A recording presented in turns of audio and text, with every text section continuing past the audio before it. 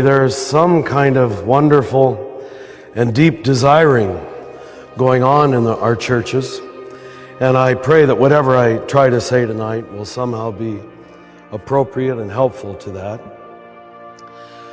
I'm convinced, and more teachers are saying this, that all of the great world religions, certainly Christianity, at the more mature levels, recognized that we really needed a different set of eyes with which to read or certainly understand spiritual reality. And that if we approach spiritual realities with the same, what I call Mexican jumping bean mind, that we approach our daily work, we're not going to get very far. And we're not going to see very much. In fact, we tend to pull it inside of the world that we already live. And so the great mysteries like love and faith and truth and God and mystery really can't get in, because by the middle of life, most of us have pretty much a grid at work, and the only things that get in are what we already agree with. And so religion spoke at the more mature levels of things like contemplation, meditation, silence, recognizing that we had to clear away the normal mind, because the normal mind that gets us through the day, which is rather dualistic, it reads everything in terms of either or, all or nothing, black and white, is simply not adequate to mystery. And what we've come to see is that much of the teaching of that, because you do need to be taught, unless you're a simple, almost unsophisticated person, and unfortunately none of us are anymore, you lose it. You lose it very early. And you have to be led back to the beginning, and as T.S. Eliot would say, and then know it for the first time. So that's what we're going to try to do, even though this is a very, very oversimplified and brief introduction.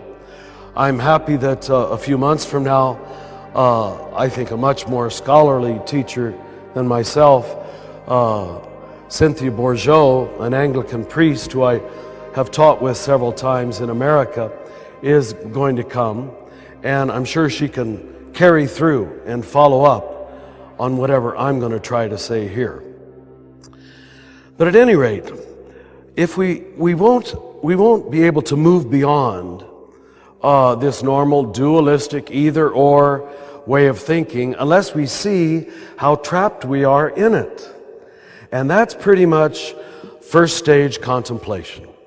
It's observing your stream of consciousness and suffering the necessary humiliation. Because if you watch your mind, you're going to see that, and I don't mean to be disrespectful to anybody, but you're going to see that you go about every 30 seconds without thinking some repetitive thoughts, some useless thoughts, some compulsive thoughts, some negative thoughts, some paranoid thoughts. And this is indeed humiliating. To recognize that, but you have to suffer that humiliation. When in the first chapter of Mark it says that the Spirit drove Jesus into the wilderness, I've always wondered why the Spirit had to drive him, but I think it's because human nature doesn't really want to go there. Because when you go into the stillness, when you go into the silence, the first thing that comes up, I hate to tell you, is not the good stuff, but the bad stuff. And I think that's why a lot of people don't go very deep on the spiritual journey.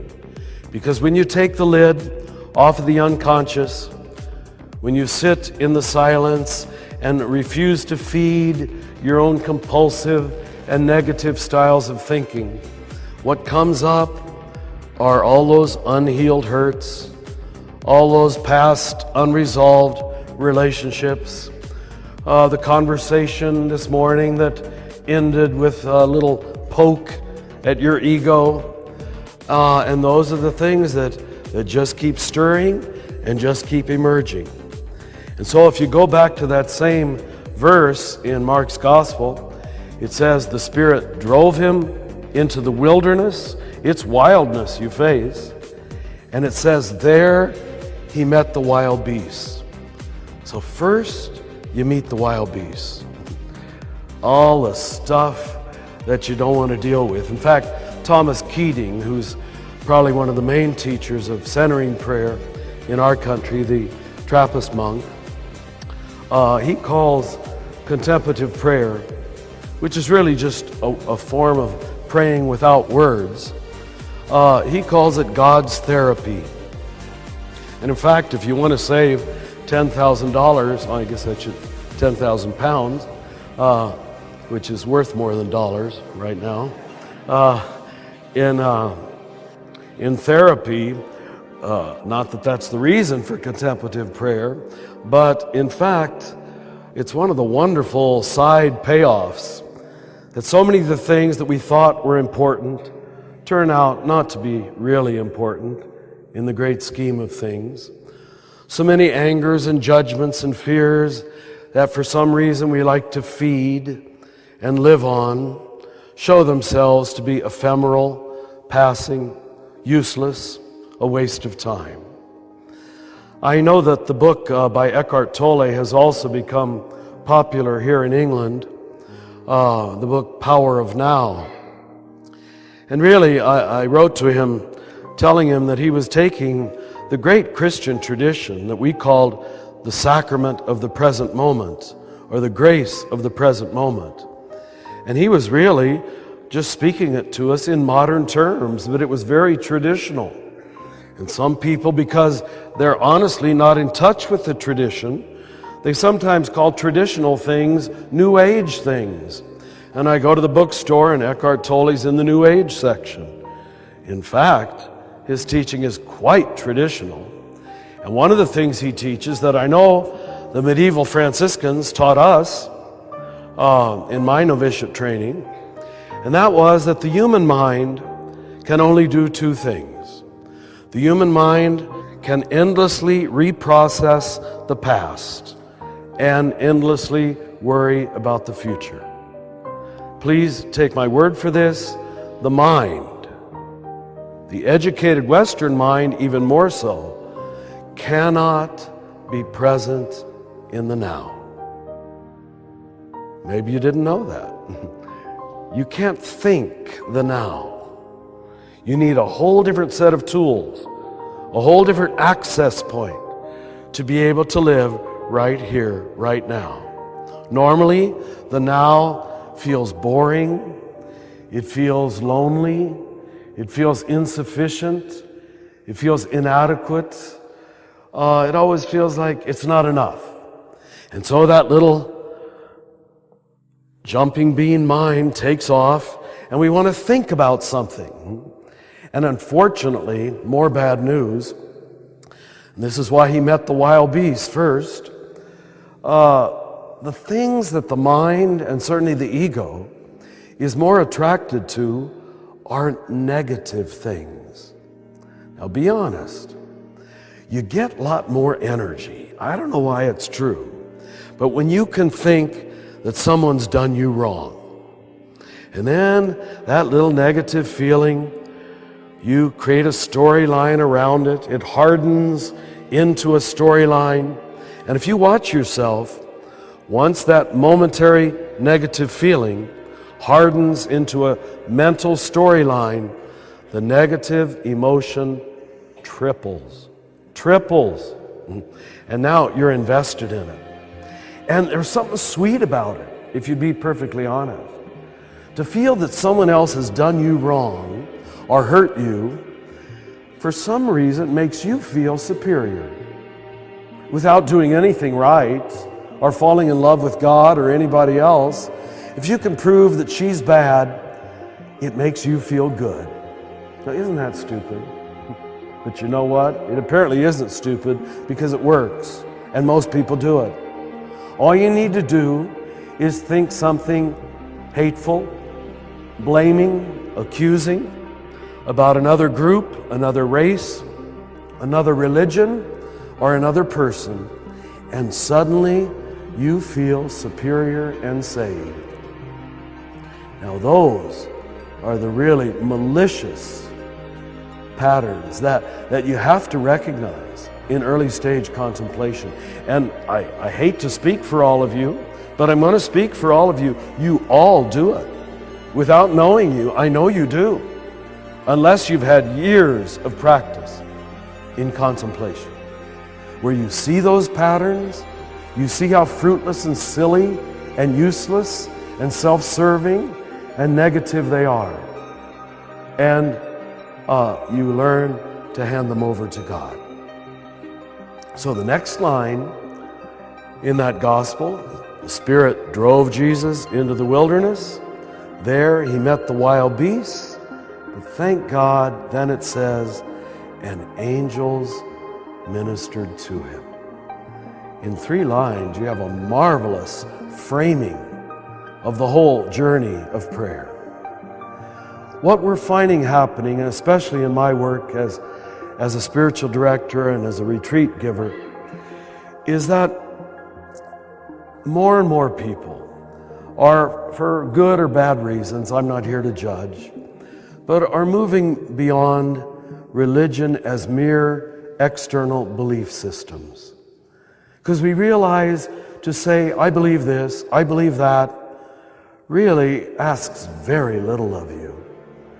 You can remain a highly egotistical person, a highly negative person, while believing intellectually almost all the doctrines of the creed. By the way, excuse my voice, I'm at the end of this 2-week period and I'm getting a little hoarse and fighting a cold, so if I crack once in a while, that's the reason. But, well, we say, but we have to have belief systems, probably. But what we're learning in the work of transformation is that we need practices. And that's why we're going to practice at the end of my talk. In this gathering that I told might be 500 people, we're going to be in silence for about 10 minutes together. And what I'm going to do in this time is try to prepare you, if you haven't had any preparation or teaching, in what to do with your mind, what to do with your stream of consciousness, what to do with those compulsive thoughts, those negative and habitual thoughts that we all have that come to control us. I didn't finish my previous thought. When I read Eckhart Tolle's book, I wrote to him. He lives in Vancouver, and he studied at Cambridge, though, nearby, a German by birth. And I told him that I agreed with almost everything in his book, except one thing. He said in the book that he believed that 83% of human thought was repetitive and useless. And I said, you know, I don't think you're right. I think it's 93%. And in one of his latest books, he seems to have agreed with me, or probably just grew in his own experience. He upped it to 98%. Now, that might seem like an overstatement, but brothers and sisters, if you have the humility and the patience to just watch your stream of consciousness, you will say 98% of your thought patterns are repetitive and useless and are not going to get you anywhere new at all. So you can't heal something if you don't acknowledge that it's there. So that's why you got to face the wild beasts, first of all. You got to see how this jumping bean mind, this flypaper mind, simply is not adequate to the task, and that there's some place else that we've got to go. Now let me give you just a very brief history. I'm sure Cynthia can do a much better job in a few months, who's really researched this. But we know already clearly in the desert fathers and mothers of the first several centuries the seeming understanding of prayer that Jesus had held on. And let me give you just a few of the giveaway scriptures. Well, first of all, his going alone for 40 days.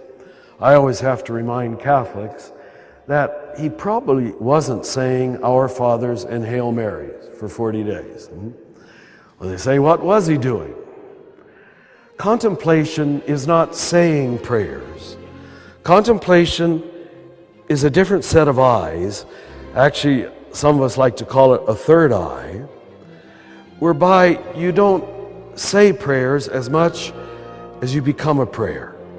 That you look out at life from a place of conscious union with God.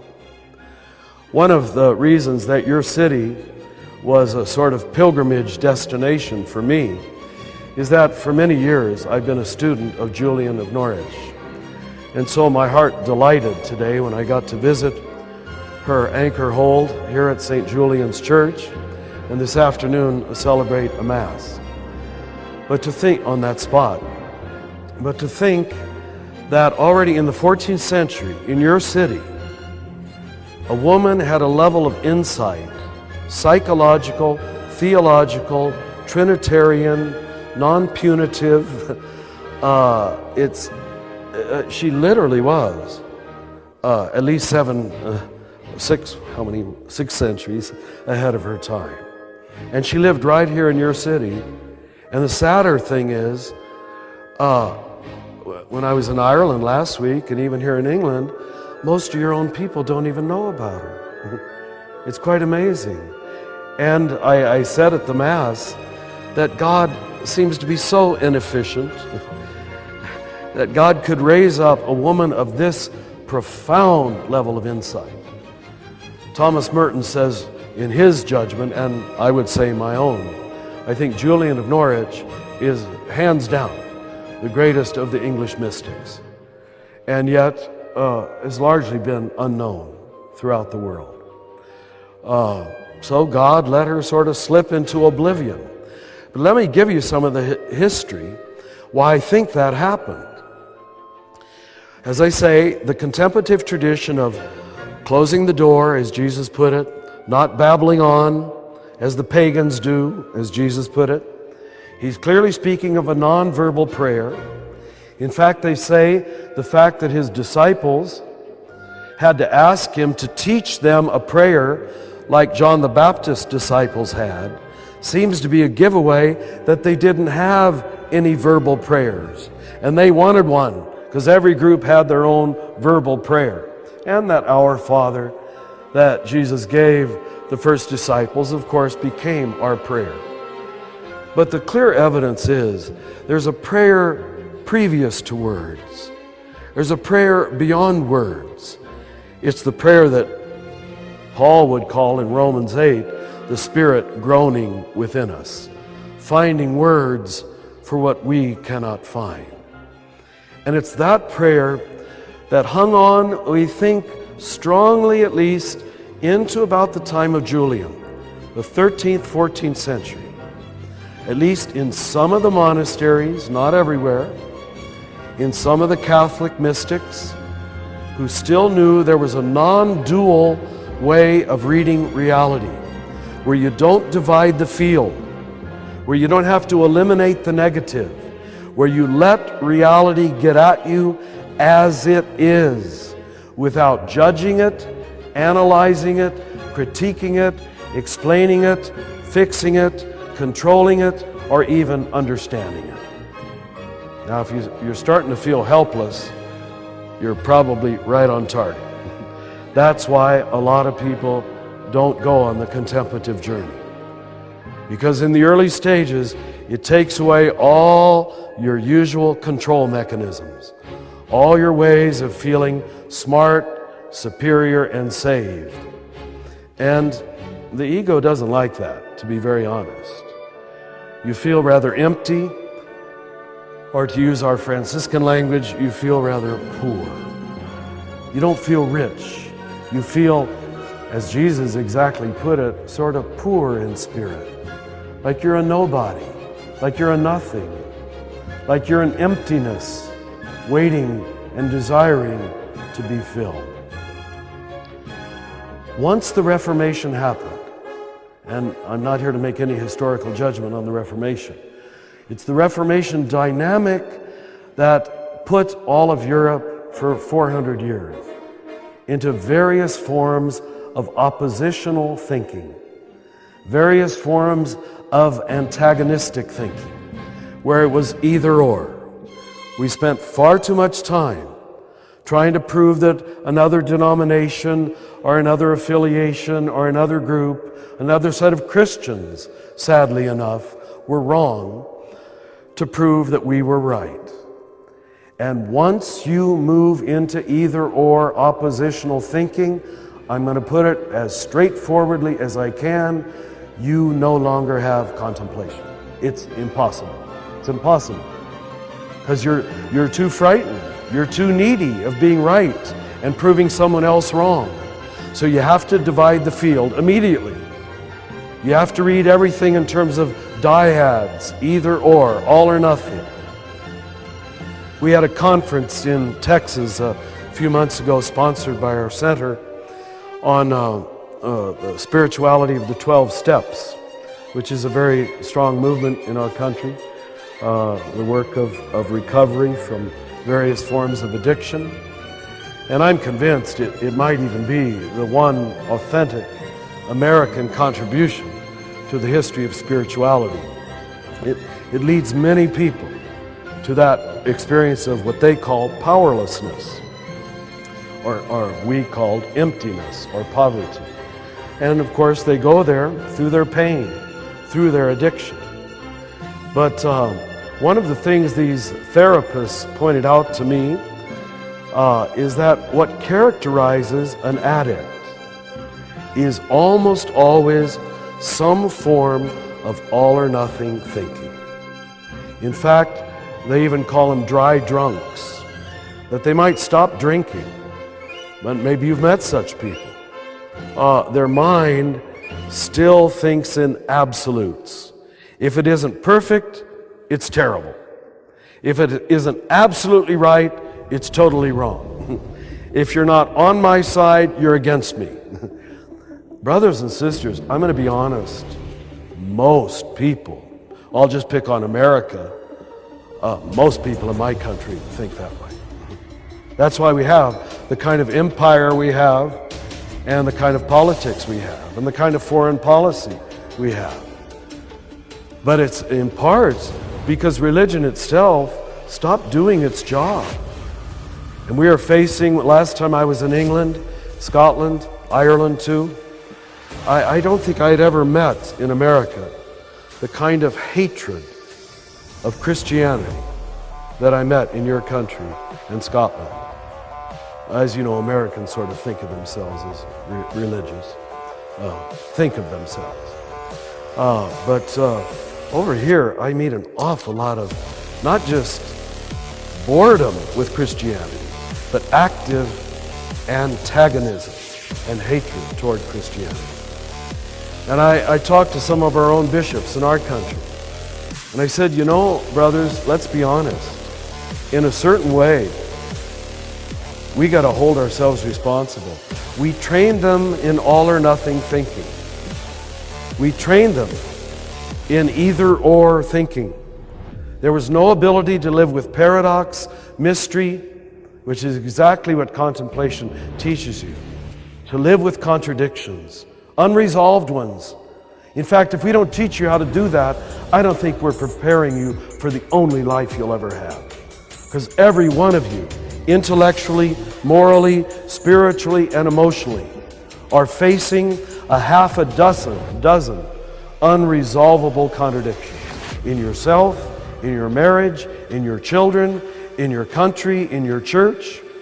And if you can't learn how to hold those with patience and forgiveness and freedom and even joy, you're a pretty bitter person by the time you're my age. And I've met a lot of pretty bitter Christians, even priests and religious, who have never been taught intellectually, emotionally, how do you do it? How do you live with the darkness? How do you live with the death of a child? or the death of a partner, the tragic things that eventually attack all of our lives or enter all of our lives. But I again told some of my fellow priests, I said, now this antagonistic way of thinking, this either-or way of thinking, has now come back to haunt us. It comes back to bite us in the behind. But we taught them to think that way. And now, as soon as they find a bit of fault, and there's more than a bit, in the church, they throw out the baby with the bathwater. The first time I preached and taught in India, the missionary picked me up at the airport. He started driving me out to an out-of-the-way mission. And he said rather happily, he said, "Richard, welcome to India. You won't meet any atheists in India." And then he waited a few moments. I noted there was a silence. And he said, "Well, unless they went to Catholic schools." Now, he was a Catholic priest, but he was just being honest. That the Orient in general, Asia in general, and I see this when I teach Asians in America, have much more ability with non-dual thinking, with living with paradox. I don't know if it's the Greek thought patterns that the Western mind was formed on, but we do tend to be all or nothing thinkers. And we've had almost no practices, which is what a lot of us are trying to give people, practices whereby they can experience the difference. So it's not an external belief system that you believe something because the creed says you're supposed to or a priest says you're supposed to, but a practice, there's nothing to believe. You just go and you know it to be true for yourself, or you know it not to be true.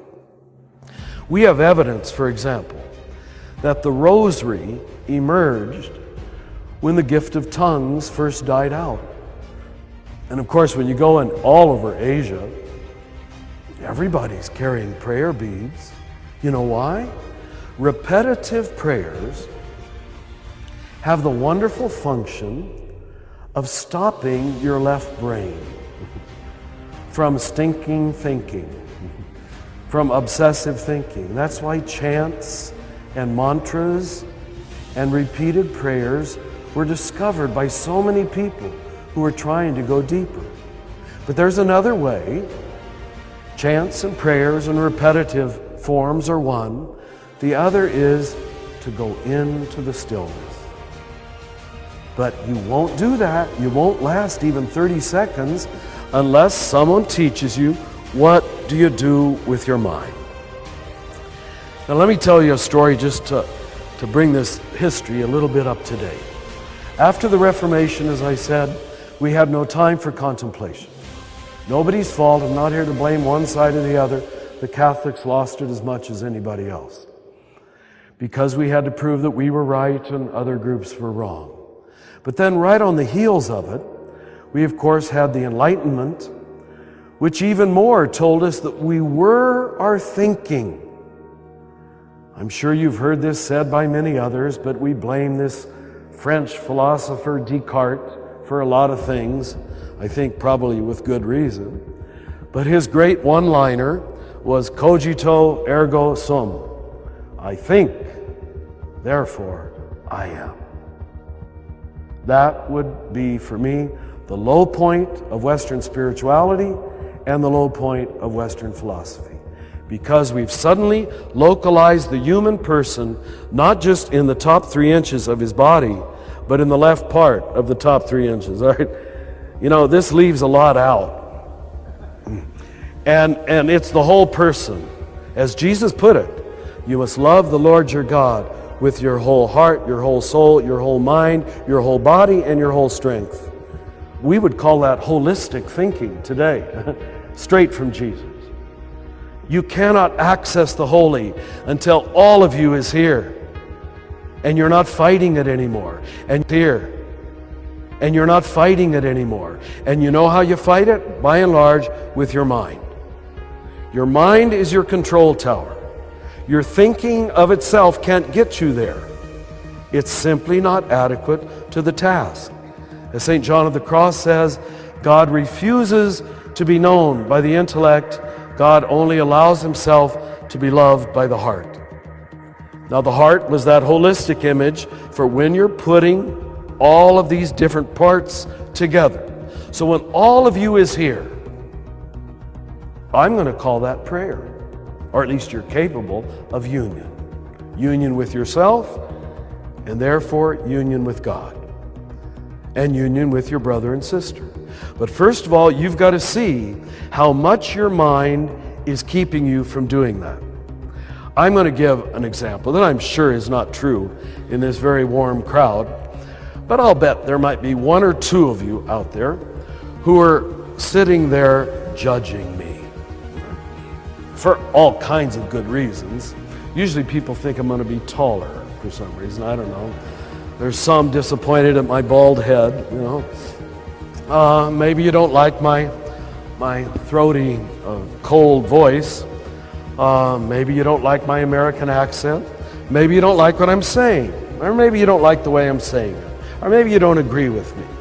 But my point is, I want you to watch and observe that how you do anything is how you do everything.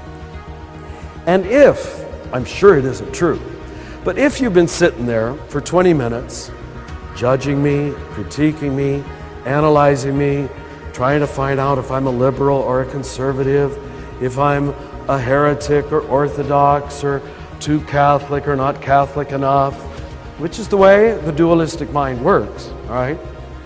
All I want to tell you, you can think whatever you want about me because I'm going to be out of your life in a few minutes. But just know that how you think about me is how you do life. And probably you do your wife that way, and you do your children that way, and you do your neighbor that way. How you do it is how you do it. I'm going to repeat it. I know that sounds like I'm saying nothing. How you do it is how you do it. And once you see, how do I do life? How do I access the moment and take in my experience? Am I always judging it, dismissing it, trivializing it, making it of no importance? That's probably how your mind works. And that's what you have to see, because you won't let go of it any other way. And that trivializing, petty, judging mind cannot get you there. Now that's why every spiritual teacher that I've ever read, a more mature spiritual teachers, like Jesus himself, will have this one-liner almost always in their teaching. Jesus, it's Matthew 7:1, it's other places too. Do not judge. Now I know what you smart people are thinking. You're all saying, well, come on, Father, now we have to make appropriate judgments. We're smart people, and there's good things and there's bad things. And no, that's not what they mean. That's not what they mean at all. What they mean is that when you approach the moment, your first response to the moment, to the event, to the person standing right in front of you, you first have to be free to say yes before you say no. That's what they mean by do not judge. The normal egotistical mind, the normal narcissistic, dualistic mind that we've all been trained in, you actually approach most moments starting with no. Why you don't like it, why you don't agree with her, why he's not dressed right, why he's not in your social class, why she isn't of the right religion. You know that's true. When you start with no, brothers and sisters, it's very hard to get back to yes. And frankly, you'll never love. You'll never be a loving person. You'll close down too quickly and too early. So we learn to trust this mind, even though this mind is largely a control tower, a defense mechanism, and it's a judgment machine. Just makes one judgment after the next. And in great part, this doesn't mean there weren't saints in the last 400 years. This doesn't mean there weren't people who didn't love God, but for the most part, the contemplative tradition has not been solidly taught for 400 years. And all the experts are agreeing upon that. Let me give you just a simple little story that brings this home. I was able to give the retreat to the monks at Gethsemane. That's the monastery in Kentucky where Thomas Merton was a monk. And I had given them their retreat in 1985, and I thought I would impress them. It was a full 8-day retreat, and I wanted to show them how holy I was and how smart I was and how informed I was. And so the first 2 days I kept dropping Thomas Merton's name, presuming, of course, this worldwide luminary, this teacher who's been translated into all major languages, would certainly be appreciated there in his own monastery. And then I noticed that when I tend to mention, as Thomas Merton said, some would scowl, and some would sort of grimace or look away. So the second day I pulled one of the brothers aside and I said, was Thomas Merton not popular here in his own community? Thinking perhaps it was that classic situation of the prophet not being honored in his own country. He said, no, we didn't like him very much. And of course he's buried right outside and people from all over the world come to visit his tomb. And I said, well, why would you not like Thomas Merton? And here is what he told me. He said, Thomas Merton told us we were not contemplatives. We were just introverts. You got it. And he was right. It was almost single-handedly that Thomas Merton pulled back the veil. And now the teachers have emerged in the last 40 years. He died 40 years ago this December when he was electrocuted in Bangkok. But in the subsequent 40 years, we have appreciated the veil he pulled back. Because he said the older contemplative tradition has not been taught for centuries now. He said most monks and nuns in contemplative communities say prayers all day. Or sometimes, unfortunately, antisocial people who don't like people that much, or who don't like to talk, or just like to be quiet. 5s on the Enneagram, perhaps, or introverted personality types. But that of itself can no longer be called holiness. That's why we named our center in New Mexico, I know some of you have been there, the Center for Action and Contemplation. And people ask me why I gave the center such a long and cumbersome title. And they say, which is more important, action or contemplation? And I say the most important word in our title is and. That's the art form. That's the absolute art form. Stephen and I, Stephen's the director of our center who's accompanying me, and he'll be available for questions afterwards, but we've been trying to practice it for 2 weeks, going into different cities, different rooms, different people. How do you keep your center? How do you keep in love? How do you keep in communion while meeting new people, new places? It's heroic. If you don't know your center, if you haven't found your center, if the divine indwelling is not a living experience, I would say there's no way to do it. You just lose your soul to every new crowd, or every new compliment, or every new confusion, whatever it is. I usually lose mine to the confusions. Let me tell you one more story about that retreat. As I said, it was an 8-day retreat, and after I finished, the abbot asked me, he said, Richard, how can we pay you for this retreat? And I said, well, I'm supposed to be a poor Franciscan, and I don't need any money, but I would love it if I could live for a month or so in Thomas Merton's hermitage. I said, I've studied him ever since I was young and admired him, and that would be a thrill. The other one was to visit Julian of Norwich's, which I just got to do today. But he said, sure, Richard, just come whenever you want, and it's yours. So when I came, he told me that out deep into the Kentucky woods, there were a few recluses. A recluse is more than just a hermit. The recluses only come in for Christmas midnight Mass and the Easter Vigil Mass. Their experience of communion is not Mass and liturgy, it's living in constant communion with God, just, I guess, as Julian did. And they said that when these monks appear at the door of the church on Christmas and Easter, everybody's waiting to see if they've gone crazy or they're glowing. And so one day I was walking in the woods and I saw one of these recluses coming toward me on the path. He was a former abbot, Father Flavian, a very holy man. And sure enough, he was glowing. Just had this beautiful, warm, gracious smile on his face.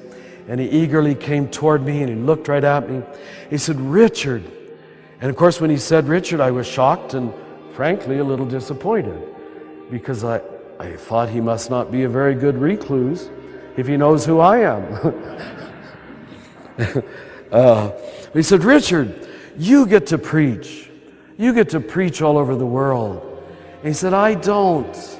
And so please, just tell the people one thing. And he pointed to the sky and he said, tell the people God is not out there. God bless you. And he bowed to me and went down the path. And I just obeyed his orders. I just told you what he told me to tell you. But unfortunately, the vast majority of Western Christians, Catholic and Protestant, still think of God as out there because they have not had any inner experience. And I think that's why it's so easy to throw out the baby with the bathwater. That's why it's so easy to remain dualistic in either-or thinking, because you haven't really experienced the mystery, which is always paradoxical, which is always a mixture of darkness and light. If you take, for example, the two great revelations in the Scriptures, Moses on Mount Tabor, on Mount Sinai, Jesus on Mount Tabor, notice in both cases, there's the apparition, there's the epiphany, there's the revelation of a presence, and then in both cases, immediately it's covered with clouds. Knowing is always balanced by unknowing. And unfortunately, we have given Western Christians a kind of lust for answers, a kind of insistence on certitude, on closure, on resolution. And so we have people who aren't very patient, who aren't very compassionate, who aren't very tolerant. In our country, I just use this as a gross example. It's always easier to pick on a country somewhere else.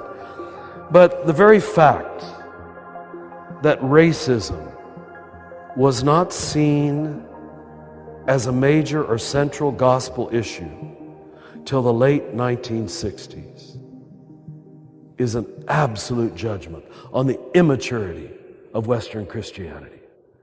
That it was not for most people a transformational system, it was for most people a belonging system.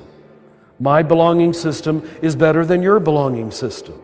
And so what we fought about was the container, and we got so invested in the container that many of our people never got to the contents, never got to experience what it was all about. Everything was the forms, the forms, the forms. My forms are better than your forms. There's the Anglican form and the Roman form. And we'd waste time trying to prove that one was better than another, instead of teaching people how to go into the mystery. And that is always formless. It is always a mixture of darkness and light where I can't explain it with perfect certitude. It took Julian 20 years of sitting here in her cell in Norwich, England, to comprehend one night of religious experience. May 8th, 1373, it's supposed to have happened in this city. And she enclosed herself in that little spot for 20 years to try to unpackage what had happened to her. And if you read her showings, there's just this constant ability to deal with paradox and mystery and darkness. And she doesn't insist on certitude or answers. She can let God be God. I want to end this by giving you what I try to give to every country I go to, because I think it's the best thing I can give you. And even if you forget everything I've said in these 50 minutes, please remember this. Every year in late April in Santa Fe, that's the capital of our state, New Mexico, where Stephen and I live, there's an international conference on the convergence of science and religion. It's really, literally mind-blowing. And the amazing thing is that these PhDs, these scientists, seem to be much more able to deal with hypotheses and theory and mystery than most clergy that I know. For example, the one you've all heard. You know, some say that light is a wave, and some say that light is a particle, and they say, well, they're both true, you know, and we're not going to try to eliminate one. I wish the church could operate that way. Jesus certainly had no trouble. His parables clearly do not allow for simply one interpretation. As a Franciscan, I'm aware that in the 13th century, Franciscans and Dominicans were the official Catholic debating society. We hardly ever agreed with the Dominicans on anything. We followed John Duns Scotus, one of yours. They followed Thomas Aquinas. And there was the Dominican opinion and the Franciscan opinion. And you know what? They didn't kick either of us out. I wish we could be that way today. But where I discover it now is ironically in the people who we thought were our enemies, scientists who we thought were so rational. At any rate, one of these scientists that I was listening to several years ago also happened to be a Jewish rabbi. And in his talk, he said, you know, you Christians never really understood the meaning of the third commandment, to not take the name of the Lord thy God in vain. He said, for some reason, you thought that that meant you were not supposed to say, God damn you. Well, it isn't very nice to say, God damn you. But do you know that's not even close to the meaning of the commandment? Vanus is emptiness. To speak something in vain is to speak it with emptiness, with futility. It's a waste of time. He said the meaning of the commandment, as it was understood for centuries in Judaism, was don't even speak the name. Don't ever in your lifetime pronounce the sacred name Yahweh. Never. And he said this gave us, at the very beginnings of the Judeo-Christian tradition, a cosmic humility about God. That once you think you've got God in your pocket, that you understand the great mystery, religion always becomes, he said, arrogant and idolatrous, where we love our explanations of God more than actually falling in love with God, where God refuses to ever be an object of the intellect, but is only known by those who enter into love and surrender. Secondly, he said, and probably a lot of you know this, that when you write Hebrew, you actually just write the consonants. And what it means to be an educated Jew is to have memorized the appropriate vowels and to know how to fill in the appropriate vowels in the appropriate places. I knew that from my short Hebrew class. But the third part is what I most want to leave with you tonight. He said, did you know that the consonants used in the spelling of the sacred name, Yahweh, are in fact the only consonants that, if correctly pronounced, do not allow you to use your tongue or close your lips. In fact, we know that the pronouncing of the sacred name was an attempt to imitate and replicate breath, that it was inhalation and exhalation. And then he began to do it into the microphone.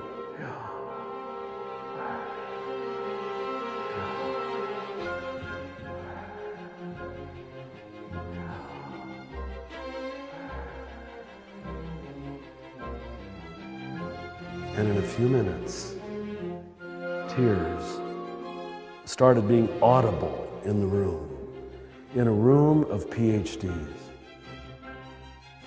I now give this to every crowd I can because it can change your life. It can change your life. If I would come back here a year from tonight, and if some of you hold on to this and begin to live it and to experience it and to practice it, your prayer life will dramatically change. But notice, it has nothing to do with thinking. In fact, it moves the entire experience to the cellular body, corporeal breath level. And it means, wonder of wonders, that the first word you ever spoke when you came out of your mother's womb was the name of God.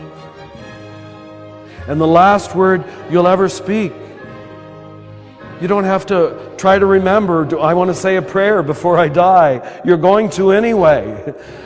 That last breath you take on your deathbed will be the name of God. And it's the one thing you've done constantly. You just did it now. And you did it again. You're breathing. And you know what? There's not a Catholic way of breathing and an Anglican way of breathing. There's not a Protestant way of breathing. There's not an American way of breathing. There's not an English way of breathing. There's not a Buddhist way of breathing. There's not a Hindu way of breathing.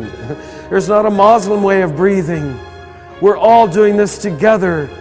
And this wonderful God has made the God Self that available, that democratic, that accessible. The gift is given. The only problem is the gift is not being received. We've made religion into a series of moral achievement contests. We've made religion into a bunch of hoops that you got to jump and about a bunch of forms that you've got to bow down before, instead of leading people to know something to be true for themselves. And you can see why Jesus was so happy with his cousin John the Baptist, who was filling in the valleys and bringing the mountaintops down and creating a highway to God.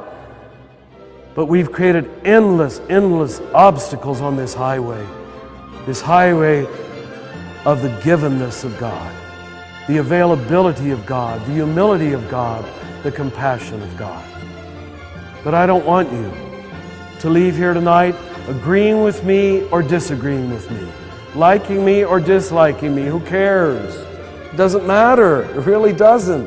I want you to know something for yourself. So, for 10 minutes, we're going to sit in silence together. The most innocent thing in the world, and yet for many people, the most difficult thing in the world. It's so easy that it's hard to teach. Now, contemplation, second stage, is telling you what to do with your mind. And all I can say, because we don't have that much time tonight, is you just have to practice letting go. Letting go. Not identifying with it, not feeding it. Inside of every person, there's a great lover and there's a great wolf. And the one that grows is the one that you feed. If you keep feeding the wolf with negative, blaming, accusing, paranoid, accusational thoughts, your wolf will grow. If you keep feeding the lover by letting go of the wolf, largely because the lover is already there, it's called the indwelling Holy Spirit that has been given equally to all of you. And the only difference is the degree you have learned to draw from it. That's all. And that's what we're doing. So we're going to practice for about 10 minutes, just letting go of obsessive thoughts, compulsive emotions, and each time one comes and wants to grab you, just say, don't need that, don't need that. Knew who I was before that came along, I can know who I am after. It's going to be scary, because a lot of us think we are our thoughts. So let me lead you into it with a psalm verse, and I'm going to ask you to repeat after me, and then we'll sit for 10 minutes, knowing that someone else is going to teach us and guide us during that time. So repeat after me. Be still and know that I am God.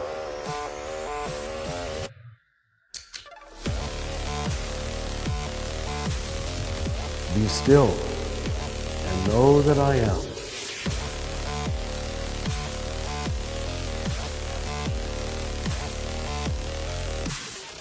Be still and know.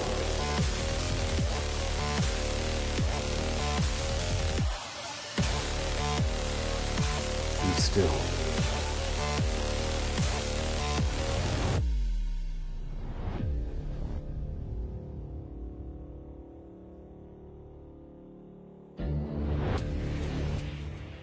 Slowly come out of the silence without losing the silence.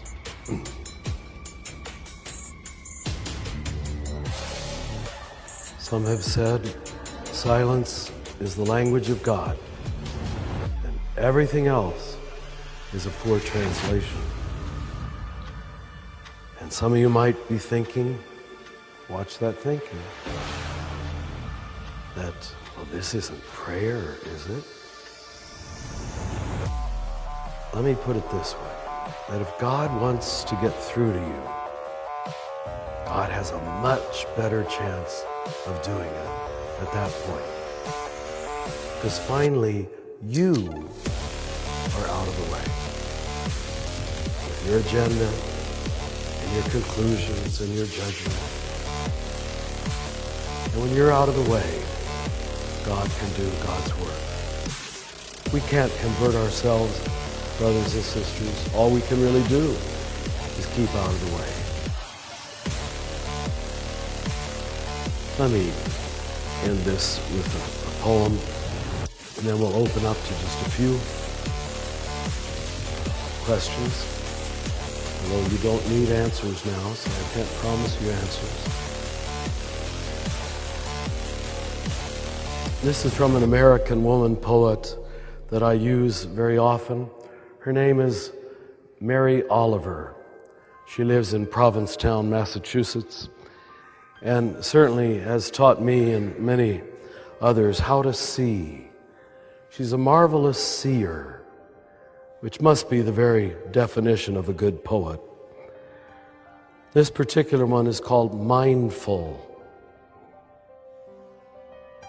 Every day, I see or hear something that more or less kills me with delight, that leaves me like a needle in the haystack of light. It was what I was born for, to look, to listen, to lose myself inside this soft world, to instruct myself over and over again in joy and acclamation. And I am not talking about the exceptional, the fearful, the dreadful, the very extravagant. I'm talking of the ordinary, the common, the drab, the daily presentations, the now, I might add. O good scholar, I say to myself, how can you help but grow wise with such teachings as these? The untrimmable light of the world, the ocean shine, the prayers that are made out of the grass. If you can learn a contemplative way of seeing the world, you'll still say prayers, and that's good, but you'll more become a prayer. And it's not what you'll see, it's how you'll see everything. And that changes everything. I'm going to be so presumptuous as to say, maybe arrogant, but I don't think so.